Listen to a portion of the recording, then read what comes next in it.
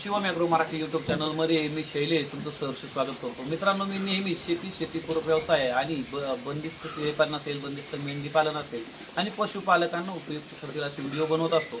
तर मित्रांनो, मी आज एक नवीन विषय तुमच्यासाठी घेऊन आलो आहे की नवीन व्यवसाय सुरू करताना मला विचारल्या जाणाऱ्या प्रश्नांमध्ये सगळ्यात महत्त्वाचा प्रश्न असतो की सर, आम्ही नवीन सुरू करताना कोबा करू की मुरुम करू किंवा गोठ्याचं व्यवस्थापन कसं असावं, बांधकाम कसं असलं पाहिजे, छोट्या युनिटमध्ये सुरुवात करताना नेमकं कशी करावी.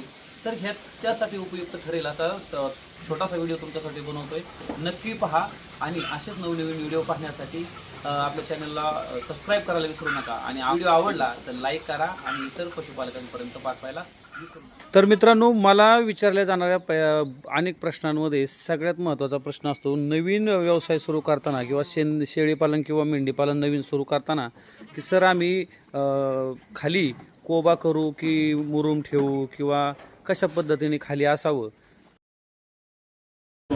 तर जनावरांच्या खाली कोबा असण्यापेक्षा जर मुरुम जर असेल तर नक्कीच फायद्याचा येतोय. मी माझ्या स्वतःच्या अनुभवावरून सांगतोय. तुम्ही नक्की पाहू शकता, मध्ये तुमच्या दिसतंय, तुम्ही आता पाहू शकता की कोबा केला की जो ओलसरपणा आहे तो तसाच टिकून राहतो. आणि जनावर ज्यावेळेस आजारी पडण्याचं जे प्रमुख कारण आहे तर त्यांच्या खालची अस्वच्छता असते आणि त्यांच्या मलमूत्रामुळं त्यांना श्वसनाचे जे त्रास होतात आणि त्याच्यामधून ते आजारी पडण्याचं प्रमाण होतं. इन्फेक्शन तिथूनच सुरुवात होते. तर मित्रांनो, त्यासाठीच मी मुरुम जो चोपून घेतलेला आहे तुम्ही पाहू शकता की रात्रीची जी ओलसरपणा असतो, ज्यांची जी लघवी असते तर ती याच्यामध्ये पूर्णपणे सुकली जाते आणि त्याचाच परिणाम की सुका होण्यासाठी मदत होते. आणि फक्त कोब्याच्या ऐवजी मुरुम ठेवून चालणार नाही, तर आपल्या फार्ममध्ये मोकळी हवा येण्यासाठी अशा पद्धतीने तुम्ही जाळी वगैरे केली किंवा वरती संरक्षणासाठी किंवा नेट वगैरे जरी बांधली तरी पूर्ण बंद करू नका.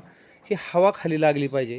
रात्रीच्या वेळी मोकळी हवा राहिली पाहिजे. दिवसा ज्यावेळी ऊन वगैरे असेल त्यावेळी फक्त त्यांना सावली मिळू द्या, परंतु मोकळी हवा फार्ममध्ये असणं फार गरजेचं आहे. त्यामुळे गोठा सुकण्यासाठी आपल्याला फार मदत होते. आता तुम्ही फार्ममध्ये बघू शकता, तर आम्ही सुद्धा आणि तुम्ही सुद्धा ही प्रॅक्टिस करू शकता.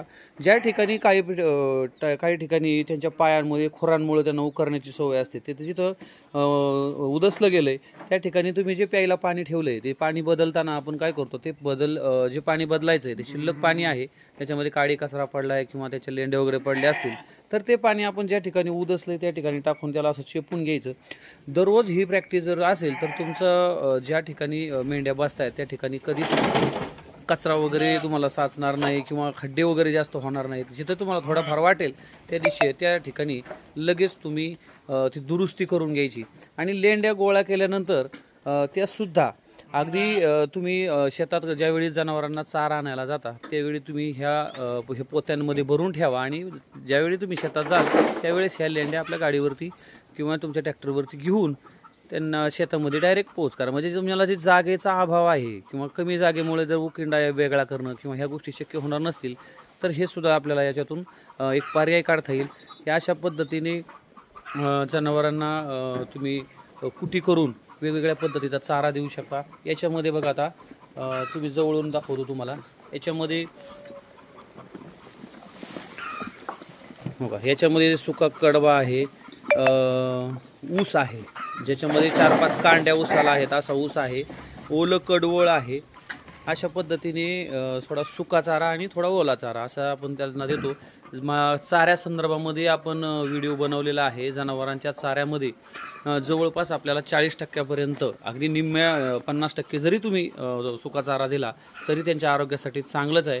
परंतु कमीत कमी 30 ते 40% चारा आपल्याला सुका देणं गरजेचं आहे. त्याच्यामध्ये तुम्ही तुमच्याजवळ उपलब्ध होणारं कोणतंही बुसकट असेल, ज्यामध्ये हरभरा असेल, सोयाबीन असेल, तूर असेल ते करू शकता. जर कडवा असेल तुमच्याकडे शाळूचा तर त्याची कुटी करू शकता.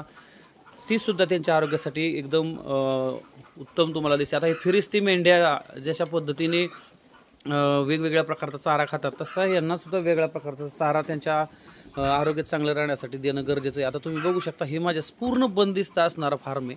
अगदी कमी जागेमध्ये मी केलेला आहे. आता या ठिकाणी पण तुम्ही पाहू शकता, ज्यांना वाटतं की आपल्याला उन्हात बसायचं आहे तर त्या ठिकाणी हे मोकळ्या ठिकाणी उन्हात बसू शकतात.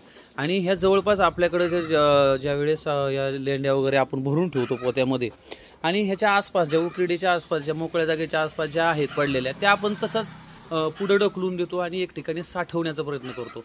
आणि जेणेकरून पावसाच्या अगोदर म्हणा किंवा आपल्या शेताच्या मशागतीच्या वेळी आपल्याला ज्यावेळेस आवश्यक असेल त्यावेळी आपण ह्या खत भरतो आणि ते आपल्या पिकांना टाकतो. म्हणजे अगदी घास असेल, गवत असेल, त्यांच्यासाठी काही चारा पिकं करायचे असतील तर आपल्याला त्याचा उपयोग करता येतो.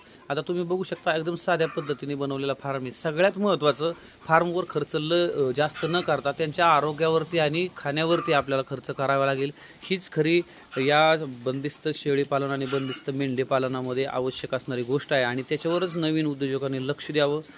त्यासाठी आपल्याला योग्य नियोजन असणं गरजेचं आहे. यातले बारकावे समजावून घ्यावे लागतील. ह्या व्यवसायामध्ये काम करत असताना छोट्या युनिटमध्ये सुरुवात करा. आधी पूर्ण अनुभव घ्या. जनावरांची सवय काय आहेत, त्यांच्या आरोग्यासाठी आपल्याला घ्यायला लागणाऱ्या ज्या काळजी आहेत ह्या गोष्टी पूर्ण तुमच्या लक्षात आलं, त्यांचं रुटीन लक्षात आलं की ह्या व्यवसायामध्ये फार असं रॉकेट सायन्स काहीच नाही आहे. तुम्ही सुद्धा हा व्यवसाय करू शकता आणि व्यवस्थित पद्धतीने तुम्ही याच्यामधून पैसे कमवू शकता. या व्यवसायाबद्दल जे सविस्तर व्हिडिओ मी आपल्या चॅनलवरती बनवलेले आहेत. तर मित्रांनो, वेळ मिळेल त्या पद्धतीने तुम्ही या प्रत्येक विषयावरती बनवलेले व्हिडिओ मनापासून ऐका.